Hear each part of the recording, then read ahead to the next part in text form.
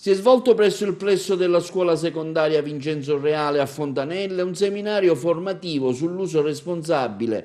delle tecnologie e dei social network, con riflessioni e impatto che tali strumenti comportano nella vita dei bambini e degli adolescenti. L'iniziativa è stata organizzata dall'Istituto Comprensivo Anna Frank, diretto da Alfio Russo, e dall'Associazione Generazioni Consapevoli, con il presidente ingegnere Achille Furioso, e ha visto qualificati gli interventi del vicequestore Francesco Re, del professore Francesco Pira, sociologo, e della professoressa Anna Maria Sermenghi, dirigente scolastica del liceo Empedocle di Agrigento. Abbiamo voluto riservare questo pomeriggio a una riflessione sul tema tecnologie e social, rischi o risorse, come Istituto Comprensivo Anna Frank, che ha promosso questa iniziativa insieme all'Associazione Generazioni Consapevoli e in collaborazione con il Liceo Classico Empedocle, proprio per fare in modo che ci possa essere maggiore consapevolezza su un uso responsabile di quelle che sono le tecnologie. Le tecnologie ormai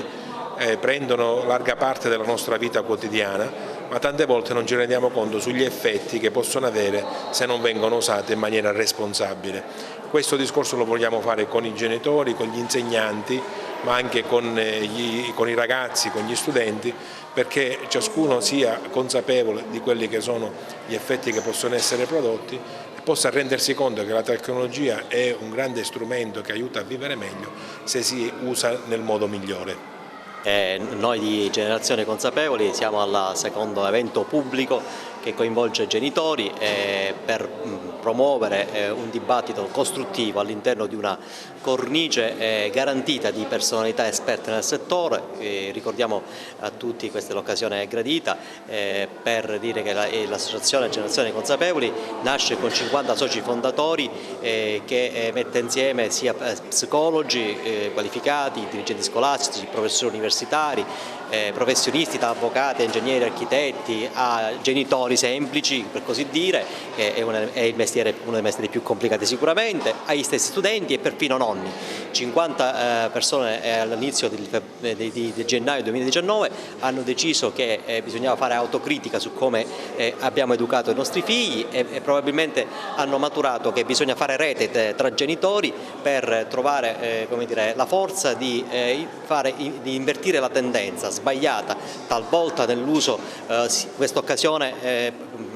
parliamo di social, ma poi possiamo parlare delle sigarette, possiamo parlare dell'alcol, di tante altre, del sesso. Ecco, tutti questi sono temi su cui noi genitori di ragazzi e adolescenti ci confrontiamo ogni giorno e spesso non sappiamo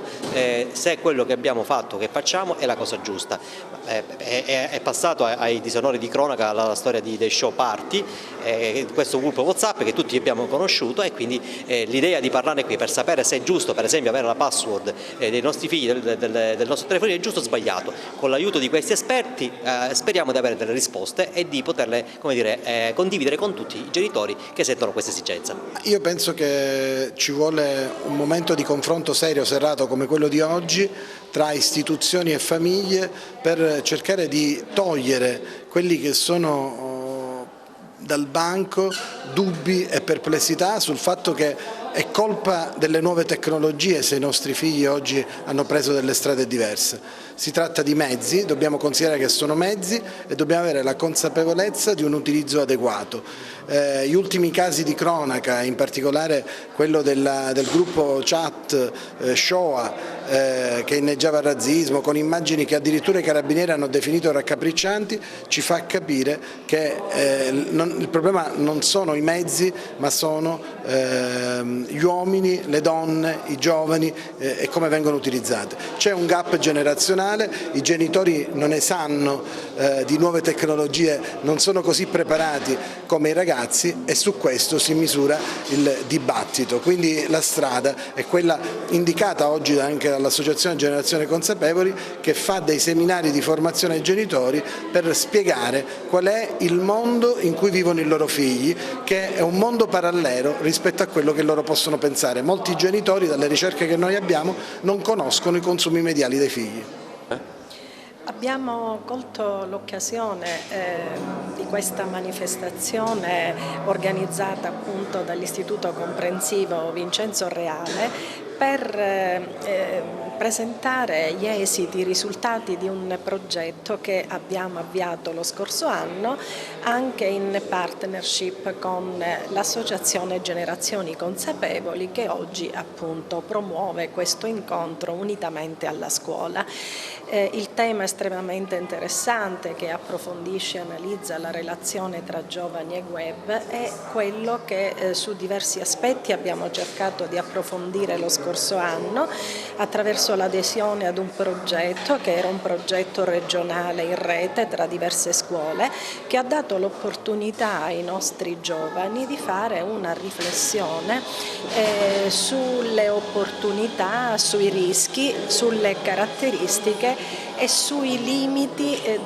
dell'utilizzo del web, realizzando anche dei lavori che oggi saranno presentati. Il progetto a cui mi riferisco è Una comunità unita per costruire città affidabili e parte dall'idea che la comunità nel suo insieme, attraverso le sinergie virtuose tra genitori, figli, scuola, associazioni culturali